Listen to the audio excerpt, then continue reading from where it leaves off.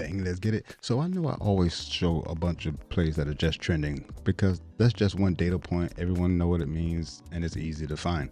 But if you really want multiple ways to find plays that are worth betting on, you obviously want to look at plays that are sharp or have an implied probability. What does that mean? Andrew Monasterio headline is at 0.5. Okay, let's look at what the books place their lines at for him to go over one, or for him to get one hit. Price Picks is split. We like that because same with Underdog. Underdog has the best price, obviously. 2 pick entries pay out 3.5x. That's honestly the best slip you could play if you're going to play a parlay. It shows you it right here. This is what this means. Now scroll down to the straight books. FanDuel has this pitch at a $155 to go over. That's insane. You could get it at minus 115. FanDuel, being one of the sharper books, has this line at minus 155 to go over. Profit X has it at minus 188. And then you see Parlay Play at minus 179. What does that tell us? We could get it at minus 115. Obviously, this is a play you take. Implied probability of 63% to go over. Because the straight books, especially places like Profit X or FanDuel, have it absolutely jacked to go over. Minus 155, you take the over on Underdog at minus 115. That's the first play. And then because 2 pick entries pay out 3.5x on Underdog, that's where you want to play parlays. I'll go into correct slip types in a minute, but when playing plays that have an advantage on other books, you want to play correct slip types, and it's all about the payout. Again, Underdog pays out 3.5x for 2 pick entries. That is straight up the fixed plays. You see that? The fixed play, not plays that have a dynamic payout. And if you play these plays on the correct slip types, which are now 2 pick entries that pay out 3.5x, a 3 pick entry that pays out 6x, but Underdog pays out 6.5x, a 5 pick entry that pays out 20x, and a 6 pick entry that pays out 25x. To be honest, the math states that the most profitable slip when placing plays that have an implied probability of 54% or higher are the 6 pick entries that pay out 25x. That's what the math says. You know what I'm saying? However, you're going to lose a lot of motherfucking parlays. You're going to lose a lot of motherfucking parlays. 1 for 24 is break even. And if you hit 3 out of 25 parlays, like, you're up. What a lot of people do not understand is, like, playing parlays is the worst bet on the book. You should play plays that are straight with the best odds. Back to the Andrew Monasterio example. Obviously, Underdog, you can't play it straight at minus 115, but for an example, let's just say that Underdog had it at minus 115 straight up. Obviously, you would play that play over. Because Parlay, FanDuel, and Profit X has it jacked to go over. You know what I'm saying? But with that said, these parlays companies are created for this reason. They understand how many people are going to lose parlays or how many people are going to lose money. But the math states that plays that have a 54% odds chance to hit, played on a 6 pick entry that pays out 25x, is the most profitable slip. Well, to be honest, now that Underdog has the 3 pick for 3.5x and the 2 pick for, the 3 pick for 6.5x and the 2 pick for 3.5x, those are literally, I should have pulled up the chart to show how close they were in value compared to the 6 pick entry that pays out 25x. No matter what, you're going to lose a lot of parlays, but you can easily win enough to have a positive return on investment. But in order for that to happen, you got to play a bunch of them bitches. The value has to be insane. I'm telling you, bro, I'm on year 3. I've done it. I've proved it. I've made hundreds of videos about it. You have to play a lot of them bitches. Like honestly, I showed 6, 7, 8 plays. Like the best absolutely thing to do when you find plays that either have a advantage on the odds or plays that you like or plays that are trending, you can use whatever data points you want. I get into that outside of just sharp plays and trending plays. But what I'm trying to say is, if you're not playing these bitches at volume, you're probably not going to be a profitable bettor, because it takes so many of them for you to for the math to work in your favor. 54% odds chance to hit is still 54%. You do understand that 46% of the time that it's not good. 46% of the time it's not going to hit. And speaking of trending plays is just one data point. Let's go find a play that's trending. Let's look at the last 10. Now we want to see. I don't care if it's unders or overs. Give me something. Oh, I got to kill the implied probability. Here we go. Let's start with no fantasy score. Paul Skeens pitching outs. Pitcher strikeouts. We all know Paul Skeens is a dope pitcher. Okay, let's look at the first data point. Is he hit this in 90% of his last 10 starts? That's just one data point. Okay, I don't know if they're home or away, but let's just look at him versus Colorado, which is our second data point. He has 3 games pitched versus Colorado, and every single game he's going over 6.5 Ks. Okay, obviously those 2 are from last season. In the last game that he pitched against Colorado, he had 10 Ks. That's data point number 2. Where are you going? Data point number 3 is he at home? How does he do in his home and away split? Obviously, that's just another data point. It can mean something and it can mean nothing. We don't know that. It's just a data point. It's just like he got over 6.5 Ks in 90% of the last 10 games. Paul Skeens is a bad example for that, because we all expect him to have 7, 8 Ks. Look at the last 15 games though. It's not as dominant because he started off not getting 7 strikeouts. You know what I'm saying? So like, that's the beginning of the season that Paul Skeens catches groove, and now he's on. You know what I mean? Get 10 Ks in the last 6 starts. You know what I'm saying? And then every other one, 7 Ks. But you get what I'm saying? You got basically 3 data points. Where am I going? And I don't know if he's at home or not. But a third data point is they're playing Colorado. They're expected to beat Colorado bad, right? The money line is minus 205. Those things tell me that obviously the Pittsburgh Pirates are expected to win. Paul Skeens is expected to pitch more than 15.5 outs. You know what I'm saying? Way more than 16 outs, my bad. Hopefully 18 outs, so I can look at that stat, which is just another data point, but also now a bet nowadays. And then you look at the lineup. You know, lineups change drastically every year, and see what batters have faced Paul Skeens and what it looked like. In this example, the red indicates it's great for Paul Skeens. It's bad for the batter. You know what I'm saying? You can look at these strikeout percentages. He gonna K all of them. That's 5 Ks twice right here. That's 10 Ks right here. All these players have well over a 30% strikeout rate versus Paul Skeens. That's another data point. Like, he definitely going over 6.5. You know what I'm saying? And then, like I said, I didn't know if this was at home or away, but no matter which way it goes, you look at the split to see how well he's doing. That's a 5th data point. You could tack on all of these bitches, and he can go out there and get lit up. He could go out there and get lit up, get pulled in the 4th innings, and have 2 strikeouts and 6 earned runs. We don't know that. We don't expect that to happen. Of course, we don't expect that to happen, but it can. It can happen. It has happened. Not just with Paul Skeens, but with any other player. Like many times we have that happening. For example, let's go to the WNBA.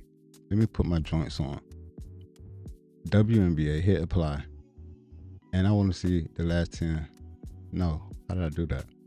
I want to see the last 10 games. No one's really trending to the over. Let's look at the under. Same thing here. Anyway, let's just take Alicia Gray. For example, her points, rebounds, and assist line is at 25.5. The under has hit 80% of the time over the last 10 games. Data point number 1. Versus Indiana.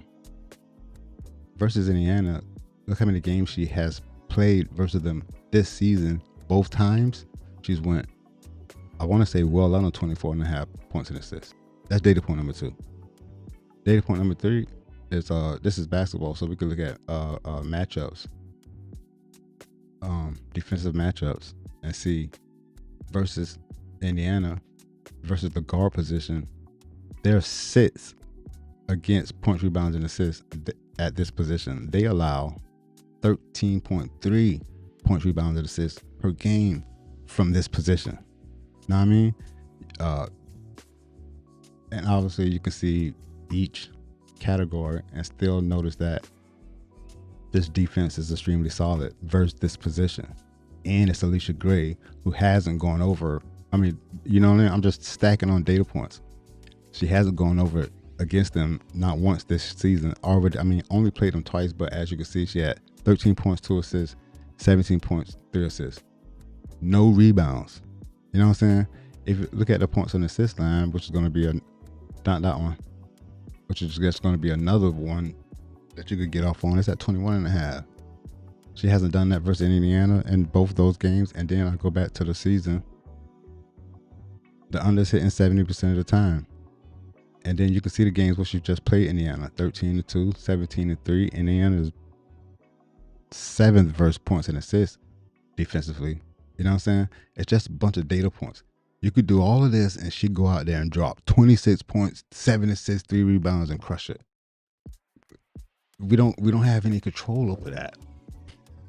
So all you could do is either play a bunch of sharp plays that have an advantage on the payout and the odds and stack them together on the correct slip type, or put as many data points as possible together, whether it's a trending play or not. I wanted to look at this one that had 80% hit rate. Oh, this is Angel Reese. Look, this is Angel Reese, 29.5 points, rebounds, and assists. Data point number 1. Over the last 10 games, she's hit this bitch 80% of the time. Data point number 2. Versus the Fever this season, the first game she did not go over. The second game, she scored 21 points and had 11 rebounds. That's data point number 2 that does not agree with our trending over. However, does she average 21 points, 11 rebounds? We don't think so. Let's go look at that. Her line is at 26.5 points and rebounds, which I think is high, but obviously in the last game versus the Fever, she did go off. But this is a game that they get up for. Or she definitely going to get up for. You know what I'm saying? It's versus Caitlin. You know what I'm saying? That's another data point, if you will, but we don't know. We don't know. You know what I'm saying? But back to our PRA, which is sitting at, well, I said 80%, but how is the last game they played was versus Indiana and the next game they played is versus Indiana? What's the point of the expansion teams? Why are they playing back-to-back games? They played on the 18th, and now they're going to play on the 20th. And the Fever did not play on the 19th. That's wild. I mean, I get it with the travel, they ain't got a lot of money or whatever. I guess it makes sense, but still. Anyway, you can continue to stack data points looking at Angel Reese, 29.5 points, rebounds, and assists. Go to defense. The Indiana defense is 8th versus this prop, points, rebounds, and assists at this position that Angel Reese plays. They allow 14.6 points, rebounds, and assists per game versus this position. You know what I'm saying? In the league. You know what I'm saying? But it also shows the last 10 games, they slacked up a little bit, allowing 15.1 points, rebounds, and assists from this position. You know what I'm saying? Last 5 games, maybe tighten up a little bit more, getting it back closer to the average here. But You can see they do allow more assists at this position than rebounds, and Angel Reese is a rebounder. But Indiana is 4th versus rebound at this position. Despite that, Angel Reese goes out and has 11 rebounds in the last game. You know what I'm saying? You can stack all the data points you want. When the tip-off starts or when the first pitch starts, like, you have zero control. Your best bet is to find players that have an advantage, like a sharp play, or stack as many as you like. It really doesn't matter. It really doesn't matter. You can find a sharp play. What we got? Khalil Cooper. Why is Khalil Cooper sharp here? It's not extremely valuable, but I'm just saying, like, it is the 3rd play available, even though it's not valuable enough for us to put on any other slip types. I think, no, not even a 2.5. I'm not positive. I gotta go look at that chart. But still, let's just say it's at 53%, and I'm pretty positive the 2-pick entry that pays out 3.5x, that's valuable enough over a ton of fucking volume. You gotta play a bunch of fucking volume, bro. You gotta play a lot of fucking plays. And then Clear Cooper point, rebound, and assists is at 25.5. The sharp play is the under. Why? FanDuel has it at 25.5 at about 125 to go under. Flip has it at minus 130 to go under. What is it? Bravo, whatever. Bovado has it at minus 135. Basically, you see the books are leaning towards the under. It's not extremely valuable because they're not at minus 140, minus 155, etc. You know what I'm saying? It's not extremely valuable, but it's valuable enough to take her under.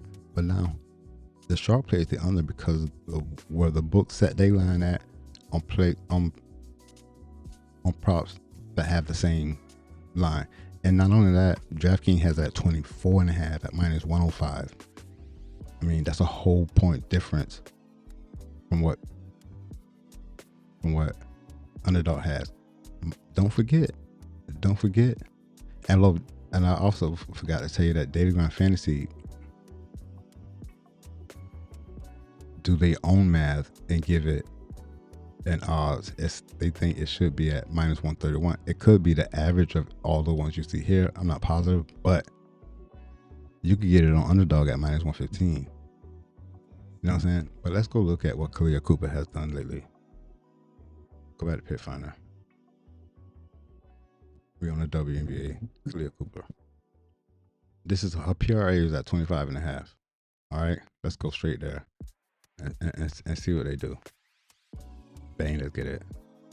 Khalil Cooper. First off, the under is hitting at 70. It's hitting at 70% over the last 10 games. 7 days ago, she had 41 points, 10 rebounds. In the following game, she had 26 points. She had 33 points, rebounds, and assists. Why is a sharp play under?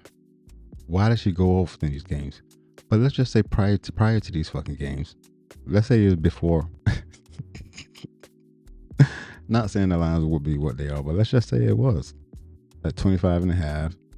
Implied probability of the under. Why? Because I just showed you how many different sports books have it. Minus 130, minus 125. Bovado minus 135. Leaning towards the under. Implied probability shows that. Same as a sharp joint we just left. I got to go back just to let people know. You see this? Despite that, she goes out and drops 52 and 33. You know what I'm saying? So, but that's hypothetical. This is the line now after she just did this. Do you take the under? At minus 115, yes, it's not extremely valuable, but let's just say it was a play that was 54. I don't have it in here.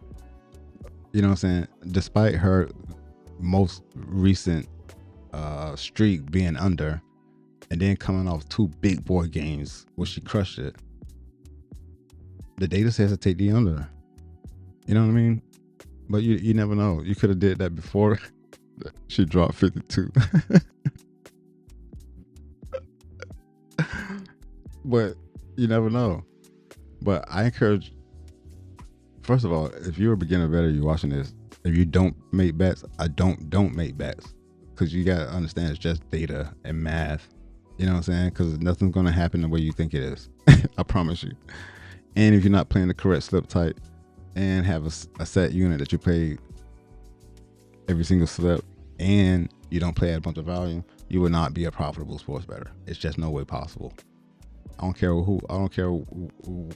I mean, even like sharp, really extremely profitable sharp bettors, they hit at 54, 55% on straight plays. You know what I'm saying? Like, winning 60% of your bets straight is absolutely phenomenal over a ton of volume. This is why a 3% return on investment or a 4% return on investment is extremely good when it comes to parlay betting. But nah, people don't understand that. People don't understand that. Like the amount of sports bettors who never see a green year, who never had a positive return on investment, is astronomical. So, especially if you have a small unit size, $3, $2, $5, $10, and you have a 4% return on investment over thousands of bets. Like, if you're thinking like you're just gonna get out here and crush these books, or just that there's a way to crush these books, it's not. You don't know what's gonna happen. The best thing to do is put your money where the math is. Put the money where you have not only an edge, what we call an edge, is just, buying it at minus 115 on the 3 pick entry that pays out 6.5x, as opposed to playing it straight up on flip at minus one, at a worse rate. You get what I'm saying? Like, it's fun. It's absolutely fun to do. But if you don't have a bankroll and manage it properly, you're not going to be profitable. There's no way around it. And even if you only played straight plays that had extreme value, you most likely are going to only hit like really good, do really, really good at 54% of the time. Barely over half, and you have to be, and you actually are losing if you only betting on plays straight up at minus 130, minus 140. You know what I'm saying? How many plays, if you're playing straight plays, how many times are you going to take plus 115, plus 110? You know what I'm saying? You want to hit those at 53, 54% of the time. Not minus 150, minus 140. They ain't gonna get you nowhere. I'm telling you, it's not gonna get you nowhere. It's math.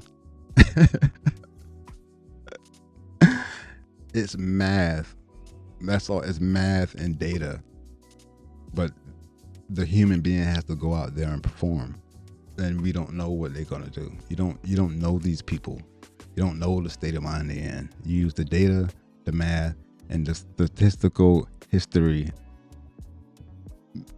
to find an edge, and hopefully you put the right slip together. Hopefully like for the last, I don't know, 3-4 weeks, probably even months, I've dropped 7, 8, 9 plays, but go on, put the bitches on a 5-pick, 6-pick entry and lose 1 or 2 every time. You got to think you're going 4-2, 5-2, or 5-1, losing parlays. Even if every 6-pick entry you played, you went 4-2, you lost 2. Imagine if you only played those at the best odds every day and you had a 4-2 record every day. But those plays can't be minus 150, minus 130. You know what I'm saying? They got to be minus 110, minus 115 at the best. But you're not going to find those odds unless they're on parlay slips or parlay sites.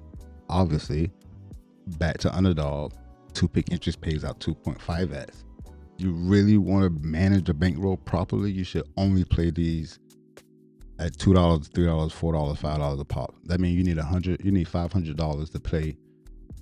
You need $500 to play 2-pick entries that pay out 3.5x at $5 a pop 100 times. But the plays have to have a 54% odd chance to hit. Well, obviously, it's a little lower because the 2-pick entry pays out 3.5x on underdog. That lowers the 54% odds chance to hit. I can't quite remember. I was just looking at that chart. But This video long as fuck, and I ain't even make no picks. But you gotta go get pickfinder.app. The code is really Rico. You get 10% off for life. Look at the data. Pick what you want to pick. I make videos and show the top trending plays because it's fun. This is what happened in the last 10 games. You want to dig in more data? Go get pickfinder.app. You know what I'm saying? Obviously, you know, I've been with Daily Grind Fantasy for a long time, but you know, I don't even know who runs the company anymore. But I still have access to show sharp plays here. But they're the same. They're the exact same. I showed you the Khalil Cooper example. Let's see what their odds chance to hit was on Pickfinder though, or what the implied probability was. It was Khalil Cooper, right? 25.